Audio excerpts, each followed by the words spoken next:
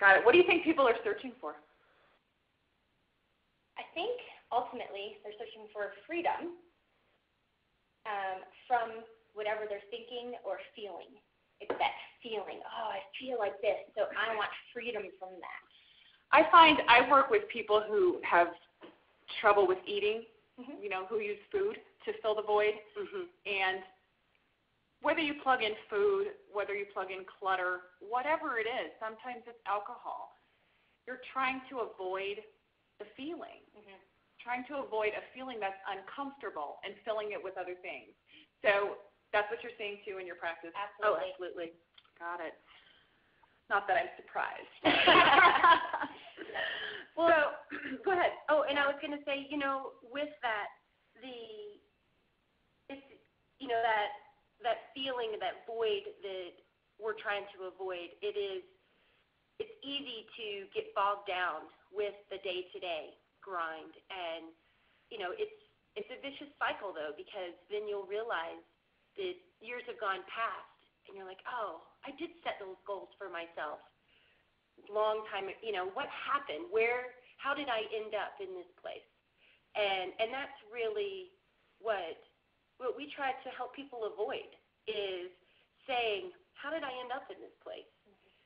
So we want them to streamline the things that we can streamline, so that they have the time and the freedom to focus on the things that they want, whether it's family or success in their business or learning a new hobby or whatever it is. To actually do something with the hobby, because we start collecting these different hobbies, and one day we're going to get to that hobby, right? So I actually saw on a TV show that this woman was holding on to all of her kids' baby clothes because one day she wanted to make a blanket out of them. Well, your kids are now grown and they have kids. When is that one day going to happen? And we tend to hold on to a lot of that baggage because of that feeling of those clothes and how they made us feel, and I don't want to let go. And it's identifying, okay, you know what? It is time to let go, and it's coming up with the idea of how to let go. Sure. That's the clincher. Well, I think that leads me into the next question, which is, I wanted to ask you, what element of getting organized do people have the most trouble with? Well, exactly. It's just like what Wendi said, the letting go. And it's because we have attached so much emotion, so many emotions to our items. And that need not only just to the item, the individual items, but to the idea of having the items. And by surrounding myself with stuff that gives me a sense of security or stability.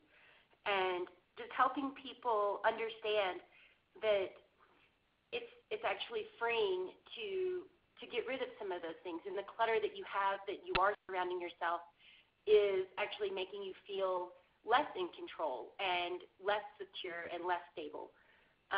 One of the ways that we like to do, help people identify and help people through this process, is when we come into someone's home or office, or whenever we're helping someone organize, we try to match together before we throw anything to the wayside, whether it's recycling or donating or actually throwing it in the trash.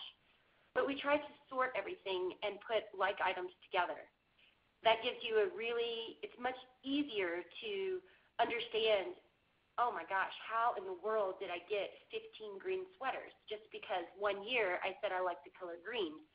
And then my mother has bought me a green sweater for the last 10 Christmases or whatever it is, My sister sells Pampered Chef stuff, and so people assume she loves cooking. She constantly gets cookbooks, and she has a huge collection of cookbooks. Meanwhile, she does all of her cooking and recipes are stored online on her iPhone. And so she doesn't even use the cookbooks that she gets but she was once identified as a chef. And so now this is the item that everyone buys for her.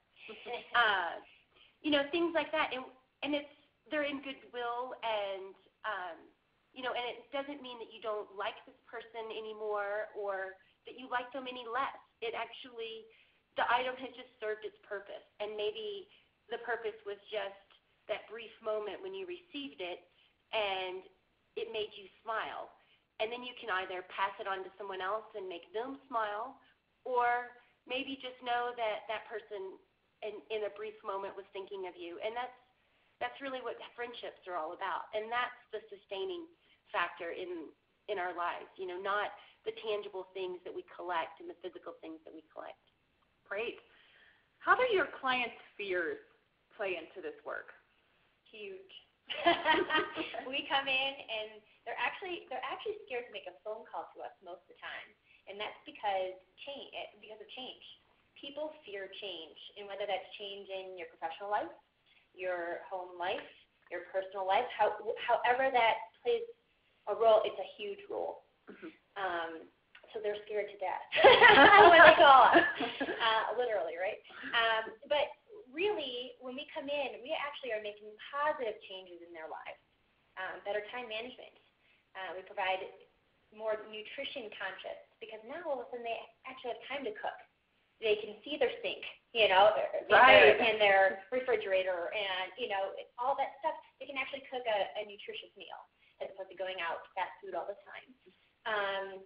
They've got usually they've got more time for themselves to do the things that they really enjoy, and that's what Found Time really tries to do, is provide the time for them to do the things that they enjoy. It's getting out, doing yoga, it's going for that hike or that bike ride. So it's doing the things that they enjoy, and that's usually more of a healthier persona for themselves. How do you get over that initial fear? Yeah, that's the key, right? And I think it all brings it, what we try to do, and we have to do this throughout the entire process, is to continue to reassure them of the final product. So this is what we start with. We try to take a before and after shot.